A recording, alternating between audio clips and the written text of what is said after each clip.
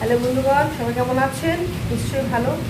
প্রচণ্ড গরম পড়েছিল, আজকে এখন বাইরে বৃষ্টি পড়ছে, প্রচণ্ড ঝমঝম করে বৃষ্টি পড়ছে, বেশ আরাম লাগছে বৃষ্টি পড়াতে।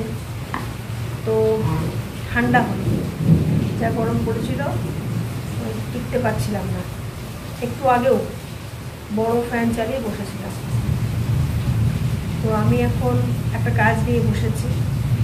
অনেকদিন পরে আমি খাতা খুললাম, লেখালেখি শুরু করলাম অনেকদিন পরে। সামনে পুজো আসছে, এবছর আমার ভাইয়ের পুজোর পালি। আমাদের পুজোতে নাটক, নাচ, গান সবই হয়। অনেকদিন থেকেই ছোটো ছোটো নাটক আমি লিখি। আগে আমি বাচ্চাদের নিয়ে নাটক করাতাম, এইখানে মোটামুটি এখানে বাচ্চাদের নিয়ে নাটক করানো সব করতাম। এখন সেরকম বাচ্চাদের পায় না ইন্টারেস্ট, এখানে বাচ্চাদের শুধু নাচ ছাড়া তারা কোনো ইন্টারেস্ট পায় না নাটক করবার। কিন্তু আমাদের বাড়িতে যখন আমাদের সব বাচ্চারা যারা আছে তারা খুব ইন্টারেস্ট পায় নাটকগুলো করতে। আমার এরকম অনেক ছোটো ছোটো নাটক লেখা আছে। তো সেইখান থেকেই আবার একটু ফেয়ার করে নিচ্ছি একটা নাটককে, সেই নাটকটা আমি লিখছি। তো পুজোর সময় সেটা আমি চেষ্টা করছি যে সেটা হয়তো ওরা অভিনয় করবে, সেটা আপনাদেরকে দেখাবো। তারপর নাটকটা কমপ্লিট করি লেখাটা। অনেকদিন পরে নাটকটা লিখতে বসলাম। পুজোর সময় এখন 3টে নাটক আমাকে লিখতে হবে, তার মধ্যে আজকে প্রথম একটা নাটক আমি লিখলাম। তাই বাইরে বৃষ্টিটা পড়াতে আমার ঠান্ডাও হলাম, শরীরটাও আমার ঠান্ডা হলো, মাথাটাও ঠান্ডা হলো। তো চলুন আমি নাটকটা কমপ্লিট করে লিখে নিই। তো এখন যে নাটকটা লিখছি তার নাম হচ্ছে উপোস। অনেক ছোট ছোট নাটক এরকম লিখে রেখে দিয়েছি।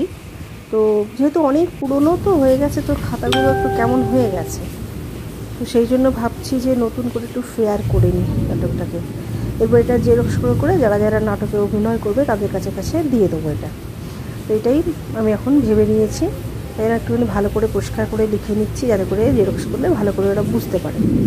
আর আমি সাধারণত কী করতাম, নিজে নাটক লিখতাম, নাটক মানে শুরুটা ভেবে নিয়ে আমি নাটকের রিহার্সাল দেওয়াতে শুরু করে দিতাম, এবং সে তার মানে প্রতিদিন নাটক রিহার্সালও দেওয়াতাম আর করতাম। আমার সত্যি বলছি, আমার যারা বাচ্চারা যারা নাটক করতো আমার কাছে যারা করতো, এত সুন্দর তারা অভিনয় করতো।